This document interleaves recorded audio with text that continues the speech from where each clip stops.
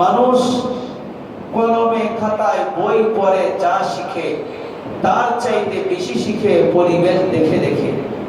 আমরা যখন আমাদের ঘরের মধ্যে একটা পরিবেশ তৈরি হয়, দেখা যায় যে আমাদের ঘরে নাবালেগ ফেরেশতা তুল্য শিশু বাচ্চাটাও সে ইফতারের সময় সকলের সাথে ইফতার করতে চায়। সেহারির সময় আমরা যা খাই সে এটা বুঝে না যে আমি ভাত খাবো, সে অপেক্ষা করে আমি সাহারি খাবো। তাকে ভাত দেওয়ার পরেও সে বুঝে না যে আমাকে রেখে তোমরা সাহারি খেয়ে ফেলছো। অর্থাৎ আমাদের পরিবেশটা সেও দেখে দেখে শিখে ফেলে। কিন্তু আমরা মুমিন মুসলমান, আমরা বুঝমান ব্যক্তি হওয়ার পরেও রমজানের যে মূল শিক্ষা, বান্দা কিভাবে তাকওয়াবান হবে, বান্দা কিভাবে আল্লাহওয়ালা হবে, বান্দা কিভাবে আল্লাহর নৈকট্যশীল বান্দা হবে, আল্লাহর নৈকট্যশীল বান্দা হওয়ার ক্ষেত্রে বান্দা কি কি বিসর্জন দিবে, ওই পূর্ণাঙ্গ শিক্ষা হলো রমজান মাস। রমজান মাস পার হওয়ার পরেও আমরা তাকওয়ার পথ থেকে নিজেদেরকে সরিয়ে নিই, আমরা মুত্তাকি হওয়া থেকে নিজেদেরকে দূরে সরিয়ে নিই, আমরা মুত্তাকি হওয়ার চিন্তা ভাবনাটা নিজেদের অন্তর থেকে বের করে দিই। সারা বছর যেমনিভাবে মসজিদে আসি, নামাজ পড়ি, আবার খাওয়া দাওয়া করি, আবার ঘুমাই, আমাদের জীবনটা সেই আগের গতির মধ্যেই চলে আসে। কিন্তু রমজানের মধ্যে আমাদের যে একটা আমলের গতি আসে, আমার শেষ রাত্রে উঠতে হবে, কমপক্ষে 2 রাকাত খাবারের আগে 2 রাকাত নামাজ পড়ি, ইফতারের আগে কমপক্ষে আল্লাহর কাছে একবার হলেও হাত না তুলে হলেও আস্তাগফিরুল্লাহ ওয়া আতুবু ইলাইহি পড়ি, 5 ওয়াক্ত নামাজের আগে পড়ি। ওই যে আমাদের মধ্যে আমলের একটা ধারাবাহিকতা, সেই ধারাবাহিকতা আমাদের নষ্ট হয়ে যায়। কেন? এই নষ্ট হওয়ার পিছনে অন্যতম কারণ হলো আমরা মুত্তাকি হওয়ার যে একটা আগ্রহ, তাকওয়াবান হওয়ার যে আগ্রহ, পরহেজগার ব্যক্তি হওয়ার যে আগ্রহ, আল্লাহ ওয়ালা হওয়ার যে আগ্রহ, আল্লাহর ভয় অন্তরের মধ্যে তৈরি করার যে আগ্রহ, ওই আগ্রহটা আমাদের মধ্যে নাই। অথচ আমরা সকলেই চাই যে আল্লাহ আপনি আমাকে সুউচ্চ জান্নাত দান করুন, জান্নাতুল ফেরদাউস দান করুন। আমরা চাই কিনা? কথা বলেন না, আমরা আল্লাহর কাছে চাই না? জান্নাতুল ফেরদাউস কারা পাবে? যারা মুত্তাকি। সর্বোচ্চ জান্নাত কারা পাবে? যারা মুত্তাকি। আল্লাহর নৈকট্যশীল বান্দা কারা হবে? যারা মুত্তাকি।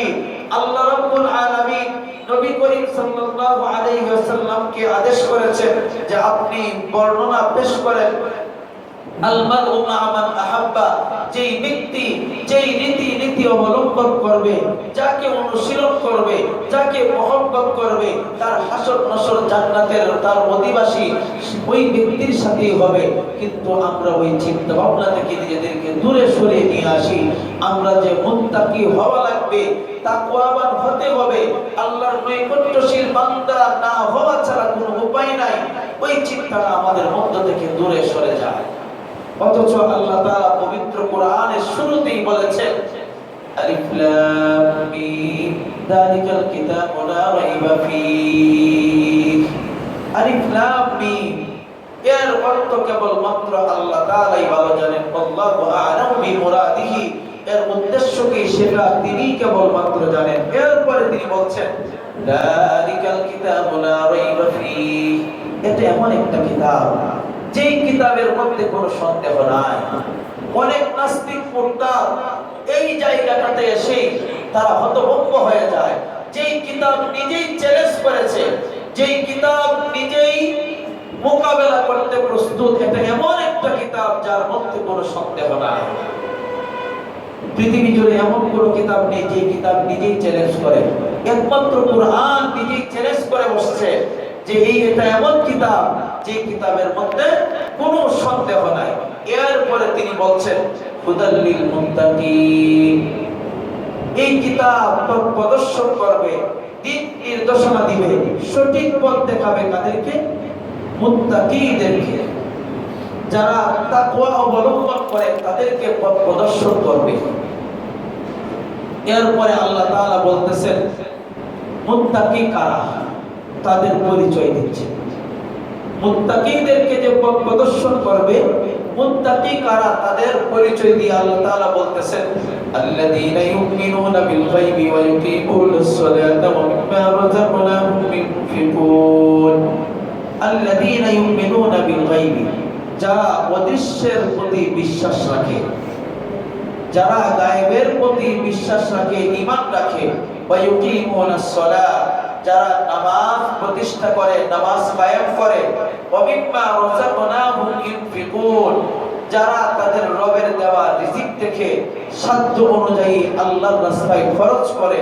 ওয়াল্লাযীনা ইউমিনুনা বিমা উনজিলা ইলাইকা ওয়া মা উনজিলা মিন ক্বাবলিক, আপনার প্রতি আল্লাহ যা নাযিল করেছেন, আপনার পূর্বে যে সমস্ত আসমানি কিতাব নাযিল করেছেন তার প্রতি বিশ্বাস রাখে। ওয়া বিল আখিরাতি হুম ইউকিনুন, এবং আখিরাত দিবসের প্রতি দৃঢ় বিশ্বাস রাখে। উলাইকা আলা হুদাম মির রাব্বিহিম, এরাই হলো তাদের রবের পক্ষ থেকে হেদায়েত প্রাপ্ত।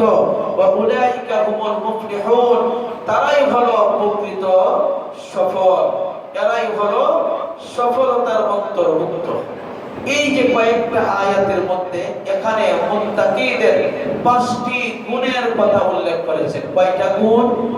5টি। এক নম্বর, মুত্তাকি কারা?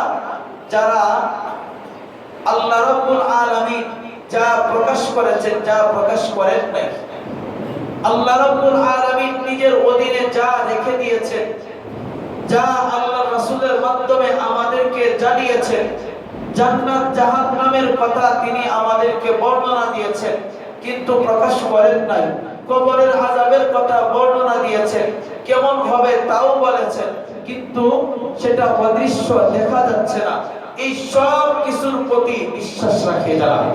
2 নম্বর গুণ হলো যারা নামাজ প্রতিষ্ঠা করে তারাই মুত্তাকি। 3 নম্বর হলো যারা আল্লাহর রাস্তায় খরচ করে তারাই মুত্তাকি। 4 নম্বর হলো আমাদের নবী এবং পূর্ববর্তী নবীদের উপর যা নাযিল করেছেন তার প্রতি দৃঢ় বিশ্বাস রাখে, তারাই মুত্তাকি। 4 নম্বর 5 নম্বর হলো যারা আখিরাত দিবসের প্রতি বিশ্বাস রাখে তারাই মুত্তাকি। এখানে 5টা গুণের কথা উল্লেখ করেছেন। অপর আরেক জায়গায় আল্লাহ তাআলা বলতেছেন, الذين ينفقون في السراء والضراء والكاظمين الغيظ والعافين عن الناس والله يحب المحسنين والذين إذا فعلوا فاحشة أو ظلموا أنفسهم ذكروا الله فاستغفروا لذنوبهم ومن يغفر الذنوب إلا الله ولم يصروا على ما فعلوا وهم يعلمون। এখানে মুত্তাকিদের পরিচয় দিচ্ছেন। মুত্তাকি কারা? আল্লাযীনা ইউনফিকুনা ফিস সাররাই ওয়াদ দাররা, যারা প্রকাশ্যে এবং গোপনে, সুখে এবং দুঃখে, যারা সুখে এবং দুঃখে, সচ্ছলতায় এবং অসচ্ছলতায়, দরিদ্র অবস্থায় এবং দারিদ্র অবস্থায় যারা আল্লাহর পথে ব্যয় করে তারা হলো মুত্তাকি। ওয়াল কাযিমিনাল গায়জ, 2 নম্বর মুত্তাকিদের পরিচয় হলো যারা নিজের রাগকে দমন করে। নিজের রাগকে কি করে? বলেন না, কি করে? নিজের রাগকে সংবরণ করে, দমন করে। 3 নম্বর, ওয়াল আফিনা আনিন নাস, যারা মানুষকে ক্ষমা করতে পারে, ক্ষমা করতে জানে। আল্লাহু ইউহিব্বুল মুহসিনিন, নিশ্চয়ই আল্লাহ সৎকর্মশীল ব্যক্তিদেরকে আল্লাহ তাআলা ভালোবাসেন। সুবহানাল্লাহ। এটা হলো 3 নম্বর গুণ পর্যন্ত বলে। আল্লাহ তাআলা 4 নম্বর গুণ বলতেছেন, ওয়াল্লাযীনা ইযা ফাআলু ফাহিশাতান আও যালামু আনফুসাহুম যাকারুল্লাহা ফাস্তাগফিরু লিযুনুবিহিম ওয়া মান ইয়াগফিরুদ যুনুবা ইল্লাল্লাহ ওয়া লাম ইসরু আলা মা ফাআলু ওয়া হুম ইয়ালামুন।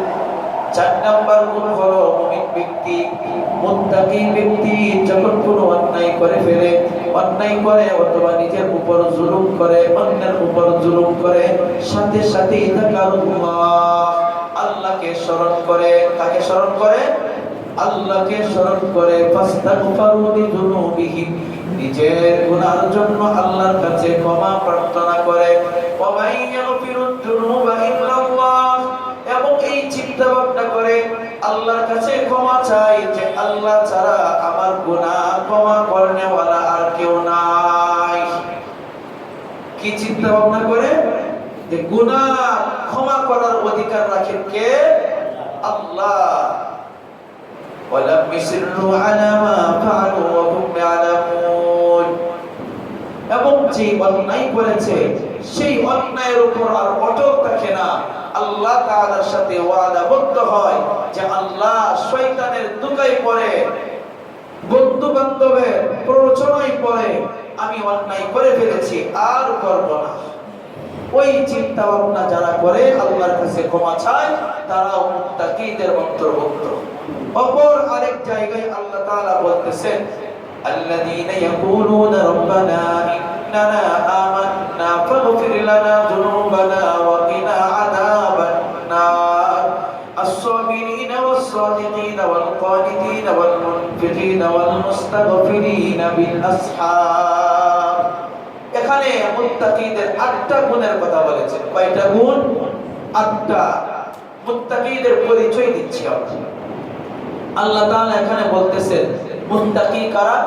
আল্লাযীনা ইয়াকুলুনা রাব্বানা আমান্না, যারা ঈমানের স্বীকৃতি দেয়। ঈমানের কি দেয়? কথা বলেন না। ঈমানের কি দেয়?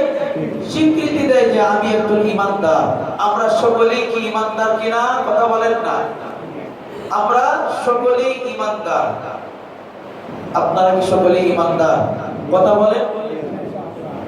সকলেই যদি ঈমানদার হয়ে থাকেন তাহলে এই কথাটা মনে রাখেন, শেষের জবাব দিব ইনশাআল্লাহ।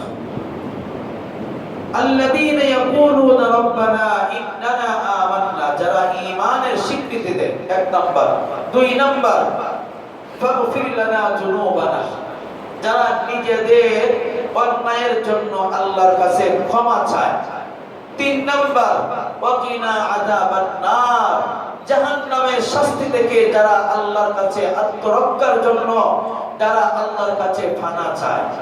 এটা হলো 3 নাম্বার। 4 নাম্বার, আস-সাবিরিন, মুত্তাকি কারা? যারা ধৈর্যশীল। যারা কি? ধৈর্যশীল। আস-সাদিকিন, যারা সত্যবাদী। ওয়াল কানিতিন, যারা ইবাদত গুজার। ওয়াল মুনফিকিন, যারা আল্লাহর রাস্তায় খরচকারী, আল্লাহর রাস্তায় ব্যয় করে। ওয়াল মুস্তাগফিরিন, যারা আল্লাহর কাছে ক্ষমা প্রার্থনা করে। বিল আসহার, কখন ক্ষমা প্রার্থনা করে? শেষ রজনীতে, সাহারীর সময়। কখন? বলেন না কখন? শেষ রজনীতে, সাহারীর সময় যারা আল্লাহর কাছে ক্ষমা চায় একান্ত নির্জন মুহূর্তে, তারাও মুত্তাকিদের অন্তর্ভুক্ত। এই এতক্ষণ পর্যন্ত আমরা সংক্ষেপে মুত্তাকিদের পরিচয় দিলাম, তাকওয়াবানদের পরিচয় দিলাম। অথচ আল্লাহ তাআলা পবিত্র কোরআনে প্রায় ৭৬ জায়গায় তিনি মুত্তাকিদের পরিচয় দিয়েছেন। সুবহানাল্লাহ। হাদিসের অসংখ্য অগণিত জায়গায় মুত্তাকিদের পরিচয় দিয়েছেন। আসলে আমরা যতটুকু বুঝি, যতটুকু শুনি, যতটুকু আমল করার চেষ্টা করি, আমরা সকলেই কি যদি আমরা প্রশ্ন করি মুত্তাকি বলতে তুমি কি বুঝো, মুত্তাকি বলতে আমরা কি বুঝি, তখন সাথে সাথে আমরা বলে ফেলবো যে আল্লাহর ভয়। আল্লাহর কি? বলেন না। আল্লাহর কি? আল্লাহর ভয়।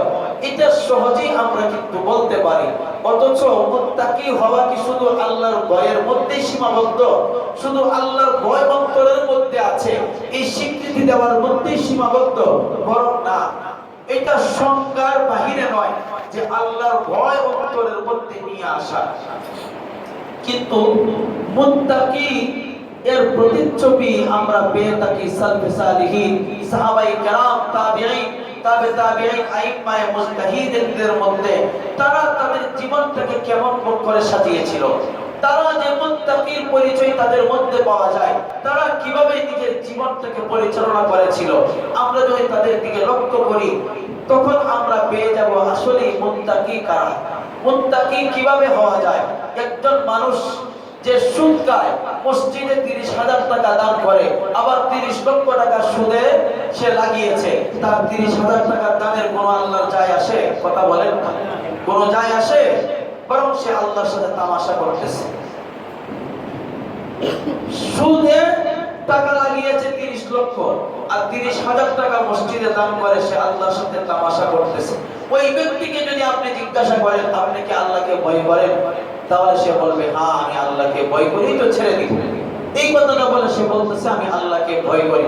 সে কি আল্লাহকে প্রকৃত ভয় করে? কথা বলেন না। আল্লাহকে প্রকৃত ভয় করতেছে না।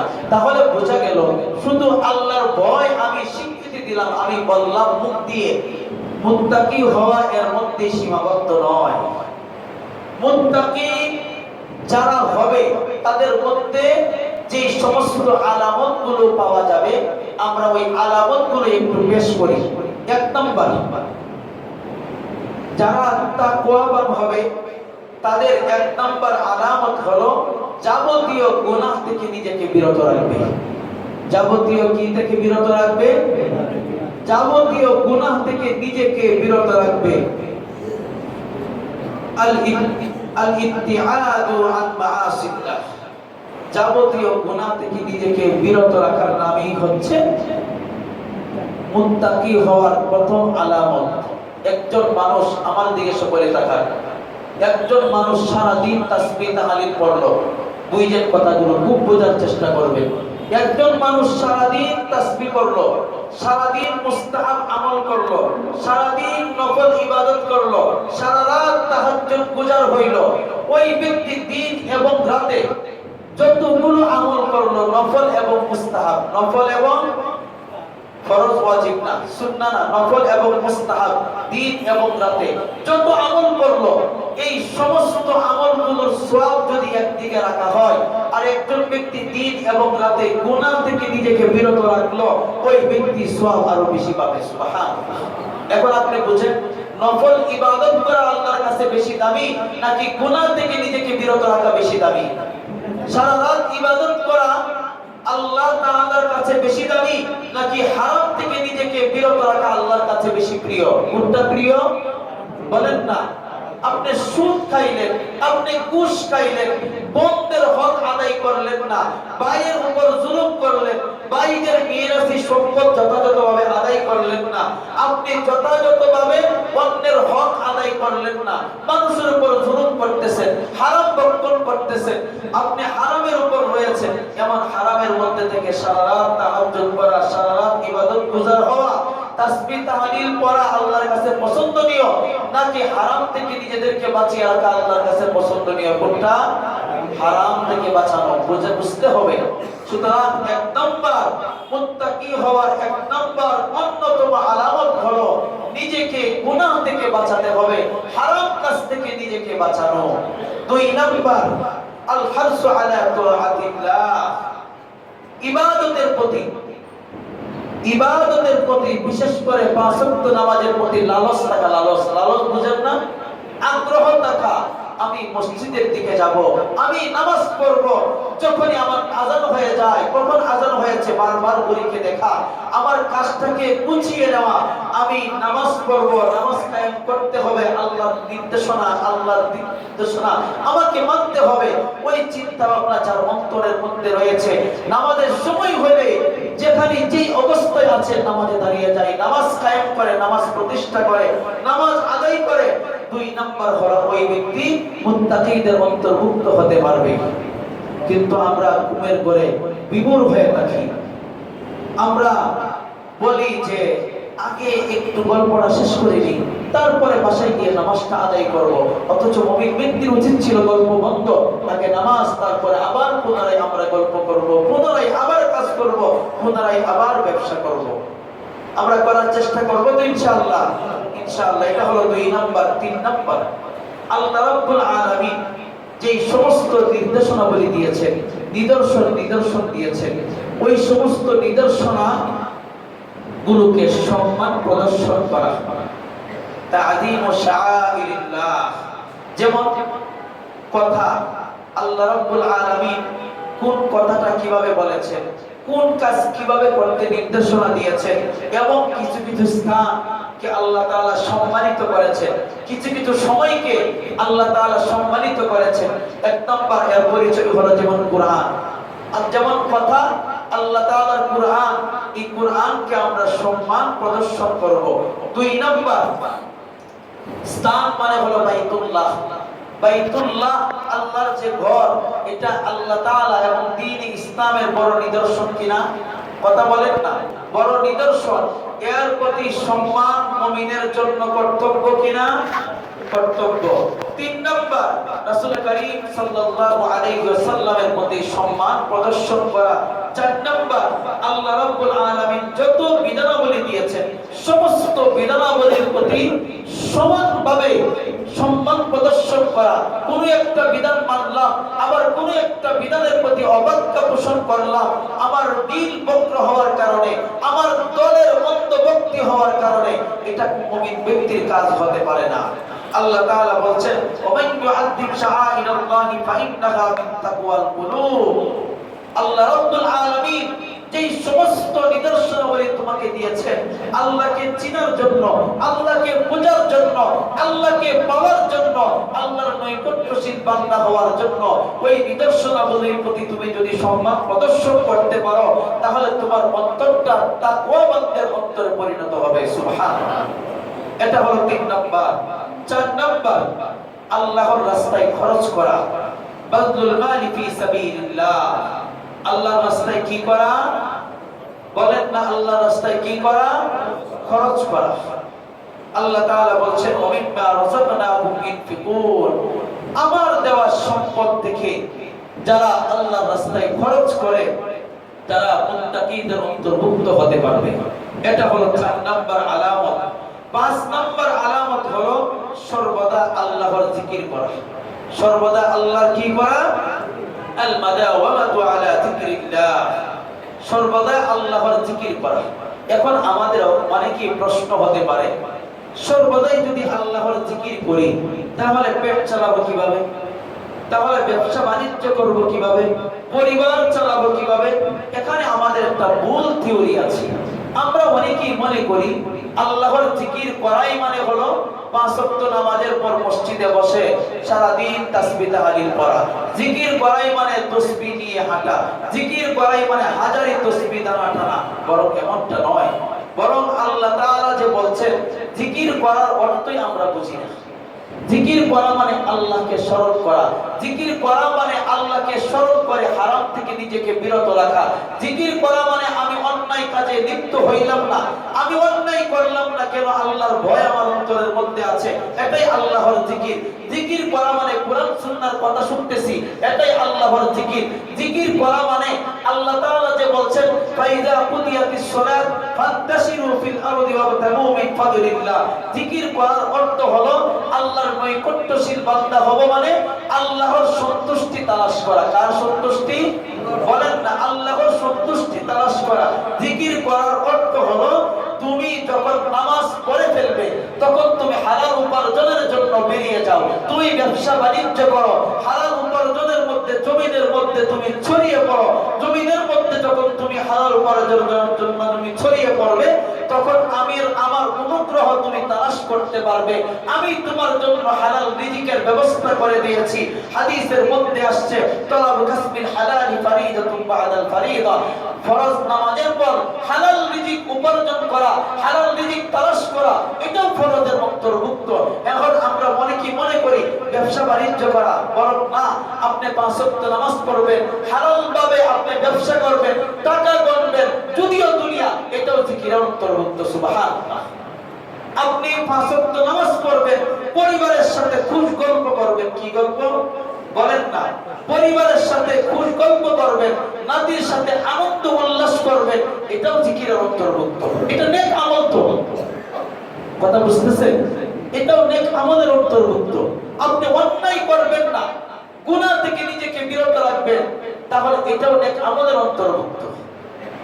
নেক আমলের অন্তর্ভুক্ত যদি না হয়, একটু আগে বললাম না, একজন ব্যক্তি সারা দিন তাসবিহ তাহলিল পড়লো, একজন ব্যক্তি সারা রাত জিকির আজকার করলো, কিন্তু সে হারাম থেকে বাঁচতে পারে নাই। অথচ সারা রাত ইবাদত, সারা রাত সারা দিনের জিকির আজকার, একদিকে আর হারাম থেকে নিজেকে বাঁচানো, অন্যায় থেকে গুনাহ থেকে নিজেকে বাঁচানো, তার চাইতে বেশি পরিমাণে সওয়াব হয়।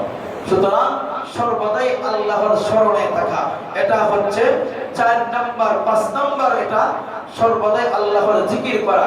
6 নাম্বার তাওবা ইস্তিগফার করা। মুত্তাকি সর্বদাই তাওবা ইস্তিগফারের উপর আমল করবে, আল্লাহর কাছে ক্ষমা প্রার্থনা করবে। আল্লাহ তাআলা বলছেন ইন্নাল্লাযীনা তাকাউ ইযা মাসসাহুম তাইফুম মিনাশ শাইতানি তাযাক্কারু ফাইদা হুম মুবসিরুন। নিশ্চয়ই ওই সমস্ত ব্যক্তিরাই হলো মুত্তাকি যাদেরকে শয়তান স্পর্শ করার পর তাদের বিবেক নাড়া দেয়, তাদের চিন্তা চেতনাগুলো সচল হয়ে শয়তান ধোঁকা দিচ্ছে, আমাকে শয়তান গুনার দিকে ধাবিত করতেছে। কেননা শয়তানের ব্যাপারে আল্লাহ তাআলা বলেছেন, ইন্নাশ শাইতানা লাকুম আদুউন ফাত্তাখিযুহু আদুওয়া, নিশ্চয়ই শয়তান তোমাদের প্রকাশ্য শত্রু এবং শত্রুকে তোমরা শত্রু হিসাবেই গ্রহণ করো। এই নির্দেশনা কে দিয়েছেন? বলেন না কে দিয়েছেন? আল্লাহ। এই জন্য সদা সর্বদা ইস্তিগফারের উপর আমল করা, এবং এই আমল যারা করবে তারা মুত্তাকিদের অন্তর্ভুক্ত হবে। হাদিসের মধ্যে আসছে, ক্বালা রাসূলুল্লাহ সাল্লাল্লাহু আলাইহি ওয়াসাল্লাম, মান লাযিমাল ইস্তিগফার জাআলাল্লাহু লাহু মিন কুল্লি হাম্মিন ফারাজা ওয়া মিন কুল্লি দীকিন মাখরাজা ওয়া রাযাকাহু মিন হাইসু লা ইয়াহতাসিব। নবী করিম সাল্লাল্লাহু আলাইহি ওয়াসাল্লাম ইরশাদ করে বলছেন, যে ব্যক্তি তাওবা ইস্তিগফারকে আবশ্যক করে নিবে, অর্থাৎ যেমনি ভাবে আমি 5 ওয়াক্ত নামাজ পড়ি, যেমনি ভাবে আমি ব্যবসার মধ্যে সময় দেই, যেমনি ভাবে 3 বেলা আমি খাই, পান করি, চা খাই, আর অন্য কার্যবলী আমি করে থাকি, তেমনি ভাবে আমার দৈনন্দিন কাজের সাথে যেই ব্যক্তি ইস্তিগফার ইস্তিগফারকে আবশ্যক করে নিবে, নবী করিম সাল্লাল্লাহু আলাইহি ওয়াসাল্লাম বলতেছেন, আল্লাহ তাআলা তার ওই ব্যক্তির সমস্ত দুশ্চিন্তা তিনি দূর করে দিবেন, সমস্ত অশান্তি দূর করে দিবেন, এমন জায়গা থেকে রিজিক দিবেন যা সে কল্পনাও করতে পারবে না। সুবহানাল্লাহ। এটা হলো 6 নম্বর আলামত মুত্তাকি হওয়া। 7 নম্বর আলামত হলো আল্লাহ রাব্বুল আলামিনের জন্য বিনয়ী হওয়া। কি হওয়া? বিনয়ী হওয়া। নবী করিম সাল্লাল্লাহু আলাইহি ওয়াসাল্লাম হাদিসের মধ্যে ইরশাদ করেছেন, ওমা তাওয়াদা আহাদুন লিল্লাহি ইল্লা রাফাআহুল্লাহ, যেই ব্যক্তি আল্লাহর জন্য বিনয়ী হয়, আল্লাহ তার সম্মানকে, ইজ্জতকে তিনি বাড়িয়ে দেন। সুবহানাল্লাহ। আল্লাহ তাআলা বলছেন, ইন্না আকরামাকুম ইনদাল্লাহি আতকাকুম, তোমাদের মধ্যকার সবচাইতে সম্মানী হলো ওই ব্যক্তি যেই ব্যক্তি অধিক পরিমাণে তাকওয়াবান। এবং অপর জায়গায় তিনি বলতেছেন, মুমিন ব্যক্তিদের পরিচয় দিতে গিয়ে বলতেছেন, মুইবাদুর রহমানিল্লাযীনা ইয়ামশুনা আলাল আরদি হাওনা, মুমিন ব্যক্তি কারা? আল্লাহ রাব্বুল আলামিনের রহমানের বান্দা কারা? যারা জমিনের মধ্যে বিনয়ের হয়ে চলে, যারা জমিনের মধ্যে নরম হয়ে বিনয়ের সাথে যারা হাঁটাচলা করে, আচরণ করে, কথা বলে, তারা ইবাদুর রহমান তথা রহমানের বান্দা তারা। সুতরাং মুমিন ব্যক্তি মুত্তাকি পরিপূর্ণ তাকওয়াবান তখনই হবে যখন সে বিনয়ী হবে। এটা হচ্ছে 7 নম্বর আলামত। 8 নম্বর আলামত হলো আল্লাহ রাব্বুল আলামিনের জন্য একান্তে নির্জনে সময় পার করার প্রতি মহব্বত থাকা। একজন নবদুলহা সে চায় নবদুলহানের সাথে একান্ত নির্জন মুহূর্তে সময় পার করা, এটা মহব্বতের বহিঃপ্রকাশ। ঠিক তদ্রুপ ভাবে একজন বান্দা তার রবের প্রতি এমন আশিক হবে যে দিন এবং রাতের মধ্যে কিছু একটা সময় নির্জন মুহূর্তে সে পার করবে, রবের সাথে তার এমন সম্পর্ক থাকবে যেমনি ভাবে আমরা আমাদের খালেস বন্ধু যাদেরকে বানাই, একনিষ্ঠতার সাথে বন্ধু হিসাবে যাদেরকে গ্রহণ করি, যাকে মনে করি যার কাছে আমার অবর্তমানে আমার পরিবার, আমার সন্তান নিরাপদ, এমন মানুষগুলোর কাছে কোন ধরনের চিন্তা ভাবনা ছাড়াই বলে দিই, দোস্ত আমি এমন বিপদে পড়েছি, আমার এত টাকা লাগবে, বা এই বিপদ থেকে আমার উদ্ধার হওয়ার আমাকে একটা পরামর্শ দাও। যার কাছে কথা বলতে কোনো চিন্তা ভাবনা করি না, এই কথাও বলি না, শুধু তোমার কাছে বললাম, তুমি কাউকে বলিও না, এমন কথা তাকে বলতে হয় না। এমন বন্ধু আমাদের আছে না নাই? আছে। ঠিক তদ্রুপ ভাবে একজন মুমিন ব্যক্তি তার রবের সাথে সম্পর্ক হবে এমন নির্জন মুহূর্তে বসে অপকটে চিন্তা ভাবনা ছাড়াই বলবে, আল্লাহ আমি তো এমন বিপদে পড়েছি, আল্লাহ আমার জুতার পেটনিটা ছিঁড়ে গেছে, সেলাই করা লাগবে, টাকা নাই, সুই নাই, সুতা নাই, ও আল্লাহ আপনি ব্যবস্থা করে দেন। আমার মেয়ে, আমার ছেলে জন্য আমি এমন যন্ত্রণায় আছি, আমার মেয়ে ছেলেগুলোর হাজত এমন, আমার পরিবারের হাজতগুলো এমন, ও আল্লাহ আপনার কাছে বলতেছে আপনি ব্যবস্থা করে দেন। অর্থাৎ আল্লাহর সাথে বান্দার এমন সম্পর্ক হবে, একটা নির্জন মুহূর্তে মহব্বতে আল্লাহর কাছে তার সব কিছু বলে দিবে, আল্লাহ পূর্ণ করে দিবেন। সুবহানাল্লাহ। পারবো তো ইনশাআল্লাহ। এটা হলো 8 নাম্বার। 9 নাম্বার, মুত্তাকি যারা হবে তারা ইনসাফ প্রতিষ্ঠা করবে, জুলুম করা থেকে নিজেকে বিরত রাখবে। ইয়া আইয়ুহাল্লাযীনা আমানুত্তাকুল্লাহা ওয়া কুলু কাওলান সাদীদা। ইনসাফ প্রতিষ্ঠা করা, ন্যায় নীতি প্রতিষ্ঠা করা শুধু কাজের মাধ্যমে নয়, বরং কথার মাধ্যমে হয়ে থাকে। আমরা অনেক সময় দেখা যায় একজন মানুষ ভুলভাল বলতেছে যে এই ব্যক্তি কাজটা ঠিক করে নাই, অথচ যে ব্যক্তি কাজ করেছে সে ঠিক করেছে। আমি জানি সে ঠিক কাজ করেছে, কিন্তু আমি চুপ ছিলাম, আমি হক কথাটা বলি নাই, আমি সহজে চিন্তার অন্তর্ভুক্ত হতে পারি নাই। আমি সদা সর্বদাই সত্য কথা বলা, ইনসাফ প্রতিষ্ঠা করার ব্যাপারে আমার যতটুকু ভূমিকা রাখা দরকার আমি ভূমিকাটা রাখি নাই, আমি চুপ করে চলে গেলাম। আমিও সাপোর্ট করলাম। আমি যখন জানি যে এই কাজটা সঠিক হয়েছে, কিন্তু আমি চুপ থাকার কারণে আরেকজন ভুলভাল বুঝিয়ে সঠিক কাজটাকে অন্যের দিকে নিয়ে যায়, বেটিংয়ের দিকে নিয়ে যায়, মিথ্যার দিকে নিয়ে যায়, তখন আমার চুপ থাকাটাও বেইনসাফি। সুতরাং একজন মুত্তাকি সদা সর্বদা ইনসাফ প্রতিষ্ঠাকারী হবে, অন্যের উপর জুলুম করবে না, নিজের প্রতিও জুলুম করবে না। এটা হচ্ছে মুত্তাকির 9 নম্বর আলামত। 10 নম্বর আলামত হলো আল আমরু বিল মা'রুফি ওয়া নাহয়ুন আনিল মুনকার। একজন মুত্তাকি ব্যক্তি সর্বদাই সৎ কাজের আদেশ করবে, অসৎ কাজ থেকে নিজেকে বিরত রাখবে। এই হলো 10টা আলামত। অথচ আমরা সকলেই জিজ্ঞাসা করি, আজকে বাংলাদেশের সমস্ত মসজিদগুলোতে এই মুহূর্তে জুমার নামাজ আদায় করার জন্য লক্ষ লক্ষ মুসল্লিয়ানে কারা মসজিদে উপস্থিত হয়েছে কিনা? কথা বলেন সকলে, হয়েছে কিনা? হয়েছে। সমস্ত মুসল্লিয়ানে কেরামদেরকে যদি ইমাম সাহেব প্রশ্ন করেন যে আমরা সকলেই ইমানদার কিনা, ওই যে একটু আগে বলেছিলাম, তখন আমরা সকলেই বলবো কি আমরা ইমানদার, ঠিক কিনা? সকলেই কথা বলেন, ঠিক কিনা? আমরা সকলেই ইমানদার। আমরা সকলেই কি মুত্তাকি হতে চাই কিনা? সকলেই মুত্তাকি হতে চাই। কিন্তু আমরা যখন এই মিম্বর থেকে আমরা কোরআন এবং সুন্নাহর কথাগুলো বলি, তখন আমরা অনেকে সহ্য করতে পারি না। আমরা মুত্তাকির পূর্ণাঙ্গ সংজ্ঞা, পূর্ণাঙ্গ পরিচয় জানি না, যার কারণে আমাদের সহ্য হয় না। আমরা অনেকেই মনে করি ইসলাম কেবলমাত্র ব্যক্তি জীবনের মধ্যে সীমাবদ্ধ, ইসলাম কেবলমাত্র আমার মসজিদ এবং মাদ্রাসার মধ্যে সীমাবদ্ধ, ব্যক্তি জীবনে সীমাবদ্ধ, সামাজিক জীবনে ইসলাম নাই, রাষ্ট্রীয় জীবনে ইসলাম নাই। এই যে আমাদের চিন্তা ভাবনা গুলো আজকে আমাদের মুত্তাকি হওয়া থেকে নিজেদেরকে অনেক দূরে সরিয়ে দিচ্ছে। একটা বার আপনি চিন্তা করে দেখেন, অন্যায় কি শুধু ব্যক্তি জীবনেও হয়, ব্যক্তির মধ্যেই হয়, নাকি সামাজিক ভাবে অন্যায় হয়? কথা বলেন না। সামাজিক ভাবে অন্যায় হয়। আপনি যদি মনে করেন যে সামাজিক ভাবে অন্যায় গুলো হয়, এগুলো এখান থেকে বলার কোনো প্রয়োজন নাই, সামাজিক ভাবে সমাধান করবে। সামাজিক ভাবে অন্যায় যেগুলো হয় এগুলো কতটুকু কোরআন হাদিসের বিরোধিতা হইতেছে, কতটুকু সত্য মিথ্যা, এগুলো কে আপনাকে জানায়? আপনাকে কোন জায়গা থেকে জানাচ্ছে? রাষ্ট্রীয়ভাবে যখন কোনো অন্যায় হয়, এই অন্যায়ের প্রতিবাদমূলক কোরআন সুন্নাহ কি বলতেছে, কি দিক নির্দেশনা দিচ্ছে, এই কথাগুলো আপনাকে কে জানাচ্ছে? এই মিম্বর থেকেই তো জানানো হচ্ছে রাষ্ট্রীয়ভাবে অন্যায় করতেছে। আমরা যখন এই কথাগুলো বলি, অনেকেই মনে করে যে এটা তো রাজনীতি আলোচনা হয়ে যাচ্ছে। রাজনীতির আলোচনা হচ্ছে, কোরআন কি রাজনীতির বাহিরে? হাদিস কি রাজনীতির বাহিরে? আল্লাহ রাসূল কি রাজনীতি করেন নাই? আপনি আপনার জীবনটাকে আপনার অন্ধ ভক্ত হয়ে দলের মধ্যে সীমাবদ্ধ করে দিচ্ছেন। অথচ আপনার দলের লোকেরা যখন কোরআন সুন্নাহর বাহিরে কাজ করে, যখন সুদ খায়, ঘুষ খায়, পুরো দেশের জনগণের টাকা মেরে খাচ্ছে, যখন এই জায়গা থেকে প্রতিবাদ করা হয়, তখন আপনার অন্তরের মধ্যে খটকা সৃষ্টি হয়, অন্তরের মধ্যে খুব রাগ চলে আসে, আপনার দলের বিরুদ্ধে যাচ্ছে।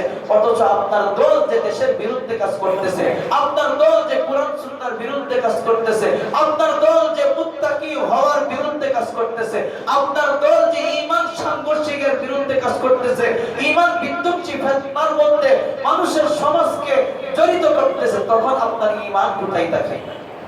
আপনি যে চিন্তা ভাবনা করেন যে ইসলাম কেবলমাত্র ব্যক্তি জীবন, অথচ আল্লাহ তাআলা বলতেছেন উদখুলু ফিস সিলমি কাফা, তোমরা পূর্ণাঙ্গ রূপে ইসলামের মধ্যে প্রবেশ করো। পূর্ণাঙ্গ রূপে ইসলাম কি শুধু ব্যক্তি জীবন নাকি সামাজিক জীবনের মধ্যে আছে?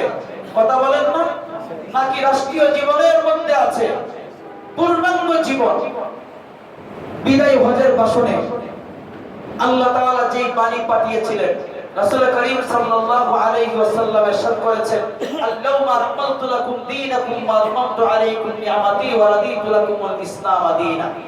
আজকে দ্বীন ইসলামকে তোমাদের জন্য পূর্ণাঙ্গ জীবন বিধান হিসাবে আল্লাহ তাআলা নির্ধারণ করে দিয়েছেন।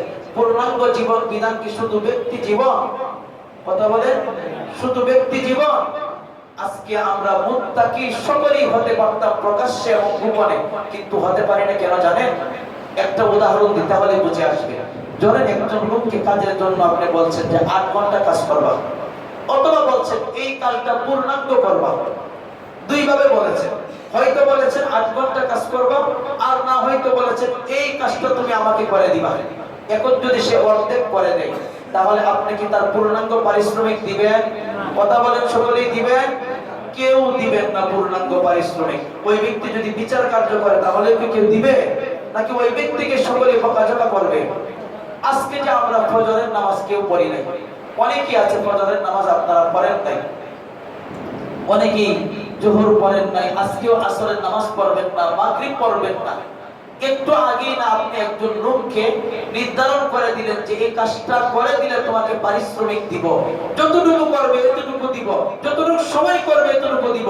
আল্লাহ রাব্বুল আলামিন যে ইন্নাল্লাহা আশতারা মিনাল মুমিনিনা আনফুসাহুম ওয়া আমওয়ালাহুম বিআন্না লাহুমুল জান্নাহ, জান্নাতের বিনিময়ে মুমিনের জান, মাল, ইজ্জত, আবরু সবকিছু তিনি ক্রয় করে নিলেন, সবকিছু তিনি নিয়ে নিলেন। আল্লাহ রাব্বুল আলামিন আমাদেরকে তার গোলামি করার জন্য দুনিয়াতে পাঠাইলেন। আমরা যে গোলামি করছি না, ফজরের নামাজ পড়লাম না, আপনি নিজেকে নিজে প্রশ্ন করেন, সকালে আল্লাহর দেওয়া যে রিজিক, যে খাবার খাচ্ছি, ওই খাবার খাবার উপযুক্ত আমি? কথা বলেন না, আমি তো আল্লাহর গোলামি করি না। আল্লাহ যদি এইভাবে যতটুকু ইবাদত করি, যতটুকু গোলামি করি, এতটুকু মেপে মেপে যদি রিজিক দিতেন, তাহলে সকলেই মুত্তাকি হয়ে যেত। কিন্তু আল্লাহ আপনাকে আমাকে সুযোগ দিয়েছেন, তিনি আমার আপনার পথকে বন্ধ করে দেন নাই, রিজিক সংকীর্ণ করে দেন, রিজিক একেবারে বন্ধ করে দেন নাই, রিজিকের মধ্যে বরকত কমিয়ে দেন, বান্দা যেন সতর্ক হয়ে আমার গোলামিতে লিপ্ত হয়। কিন্তু আমরা এই জিনিসগুলোকে খেলায় খেলায় নষ্ট করে দিচ্ছি, আল্লাহর গোলামি থেকে নিজেদেরকে দূরে সরিয়ে দিচ্ছি। 5 ওয়াক্ত নামাজি মসজিদে রেগুলার আসতেছে, এরপর খাতা সোজা করার ক্ষেত্রে আমাদের অবহেলা। ফাঁকা জায়গা রেখে পিছনে দাঁড়িয়ে থাকি, আরেকজন এসে যেন ফাঁকা জায়গাটাকে পূর্ণ করে দেয়। এটা তো মুমিনের কাজ হতে পারে না। বারবার প্রত্যেক মসজিদের ইমাম সাহেব বলেন, কাতার সোজা করুন, ফাঁকা জায়গাগুলো পূর্ণ করুন, সামনের কাতারগুলো আগে পূর্ণ করুন। এরপর আমি একজন মুমিন ব্যক্তি হয়েও, 5 ওয়াক্ত নামাজি হয়েও পিছনে তাকাই, কে আসবে ভাই, আসেন সামনে আসেন। এটা কি আমার কাজ হতে পারে? অত সামনের কাতারে কত ফজিলত, সামনের কাতারে আমি আগে আসবো, আগে বসবো, আমার কাতারটা আমি সোজা করব। কমপক্ষে আমার নামাজ, আমার ইবাদতটা শুদ্ধ হওয়ার জন্য, আমার গোলামিটা আল্লাহর কাছে কবুল হওয়ার জন্য ডান বামে আমি নিজ দায়িত্বে দেখব। এই দায়িত্ব কি আমার নাকি আরেকজনের? কথা বলেন না, আমার। আল্লাহ তাআলা আমাদের সকলকে মুত্তাকি হওয়ার, তাকওয়াবান হওয়ার, খোদা ভীরু হওয়ার, আল্লাহ ওয়ালা হওয়ার, পরহেজগার হওয়ার তৌফিক দান করুন। আসসালামু আলাইকুম ওয়া রাহমাতুল্লাহি ওয়া বারাকাতুহু। শাইতানির রাজীম। বিসমিল্লাহির রাহমানির রাহিম। আলিফ লাম মিম। যালিকাল কিতাবু লা রাইবা ফীহি হুদাল লিল মুত্তাকিন الذين يؤمنون بالغيب ويقيمون الصلاة ومما رزقناهم ينفقون والذين يؤمنون بما أنزل إليك وما أنزل من قبلك وبالآخرة هم يوقنون. وعن أبي ذر رضي الله عنه لفتنا إنك أنت العليم الحكيم. আমরা সকলেই অন্তরে অন্তঃস্থল থেকে আওয়াজ দিয়ে দুরূদ শরীফ পড়ি। আল্লাহুম্মা সাল্লি আলা মুহাম্মাদিন ওয়া আলা আলি মুহাম্মাদ কামা সাল্লাইতা আলা ইব্রাহিম ওয়া আলা আলি ইব্রাহিম ইন্নাকা হামিদুম মাজিদ। আল্লাহুম্মা وعلى آل محمد كما باركت على إبراهيم وعلى آل إبراهيم إنك حميد مجيد. উপস্থিত কাবিল ইহতিরাম সর্বস্তরের সম্মানিত প্রাণপ্রিয় মুসল্লিয়ান কিরাম, ভবিষ্যৎ আশার স্থল আমার প্রাণপ্রিয় যুবক ভাইয়েরা, বাসা বাড়িতে উপস্থিত দিনদার পরহেজগার মা বোনেরা, আল্লাহ সুবহানাহু ওয়া তাআলা আমাদেরকে দুনিয়াবি নানা ব্যস্ততা থেকে ফারিগ করে আখিরাতের মাশগালা, আখিরাতের চিন্তা ভাবনাকে সামনে রেখে আল্লাহর ভয় অন্তরের মধ্যে লালন করে আল্লাহ সুবহানাহু ওয়া তাআলার ঘর, পবিত্র জায়গা মসজিদে হাজিরি দেওয়ার তৌফিক দিয়েছেন। এই জন্য অন্তরের অন্তঃস্থল থেকে শুকরিয়া দান করি আলহামদুলিল্লাহ। সাথে সাথে রব্বুল আলামিন আমাদেরকে আমলের নিয়তে কিছু দ্বীনি কথা বলা এবং শোনার তৌফিক দিয়েছেন। এই জন্য আবারও শুকরিয়া দান করি আলহামদুলিল্লাহ। সম্মানিত হাজিরিন, বছরের মধ্যে সবচাইতে দামি মাস, সবচাইতে উৎকৃষ্ট মাস, সবচাইতে মূল্যবান মাস, মুমিনের জীবনের বসন্ত যে মাস নিয়ে আসে, যেই মাসে মুমিন তার ঈমান সতেজ করতে পারে, তার ঈমানকে তাজা করতে পারে, যেই মাসকে কেন্দ্র করে মুমিন তার জীবনের সফলতা লুটে নিতে পারে, যেই মাসকে কেন্দ্র করে মুমিন ব্যক্তি আল্লাহ তাআলার নৈকট্য হাসিল করতে পারে, যেই মাসের মধ্যে মুমিন ব্যক্তির জীবনে রয়েছে মাগফিরাত, রহমত, বরকত, ওই মাস আমাদের কাছ থেকে অতিবাহিত হয়ে গেছে। কিন্তু এই মাসকে কেন্দ্র করে শুধু আমি আপনি আমল করি নাই, বরং আপনার আমার মুমিন ব্যক্তির প্রত্যেকটা ঘরের মধ্যে একটা আমলের আমেজ তৈরি হয়েছিল, ঠিক কিনা? মুমিনের ঘরের মধ্যে একটা আমলের পরিবেশ তৈরি হয়েছিল। মুমিনের ঘরের মধ্যে কম হোক বেশি হোক প্রায় সকলেই কিছু না কিছু আমলের মধ্যে ধারাবাহিকতা ছিল। যেমন রোজার আমল, সাহারির আমল, ইফতারের আমল, তাওবা ইস্তিগফারের আমল, দোয়া দুরূদ শরীফের আমল। এই আমলগুলো শুধু আমরা নিজেরাই করি নাই, বরং মুমিনের প্রত্যেকটা ঘরে ঘরে কম বেশ হোক, কম হোক বেশি হোক, একটা আমলের আমেজ ছিল, আমলের পরিবেশ ছিল, ঠিক কিনা? কিন্তু রমজান যাওয়ার পরপরই আমাদের ঘরের মধ্যে, আমাদের পরিবারের মধ্যে ওই আমলের পরিবেশটা একদম থেমে যায়। কিন্তু এটা মুমিন ব্যক্তিদের পরিবারের পরিবেশ হতে পারে না, বরং মুমিন ব্যক্তিদের পরিবারের পরিবেশ এমন থাকবে, দৈনন্দিন আমলের রুটিন থাকবে। সকালবেলা ঘুম থেকে জাগ্রত হওয়ার পর আল্লাহর রাসূল কি করতেন, কিভাবে জীবন যাপন করতেন, কিভাবে দিন পার করতেন, মুমিন ব্যক্তির প্রত্যেকটা ঘরে ঘরে এমন একটা পরিবেশ থাকা। কিন্তু আমাদের মধ্যে এই পরিবেশটা না থাকার কারণে আমরা যে রমজানের মূল যে শিক্ষা, লাআল্লাকুম তাত্তাকুন, যাতে করে তোমরা তাকওয়াবান হতে পারো, যাতে করে তোমরা পরহেজগার হতে পারো, যাতে করে তোমরা মুত্তাকি হতে পারো, যাতে করে তোমরা আল্লাহ ওয়ালা হতে পারো, ওই জিনিস থেকে আমরা দূরে সরে যাই।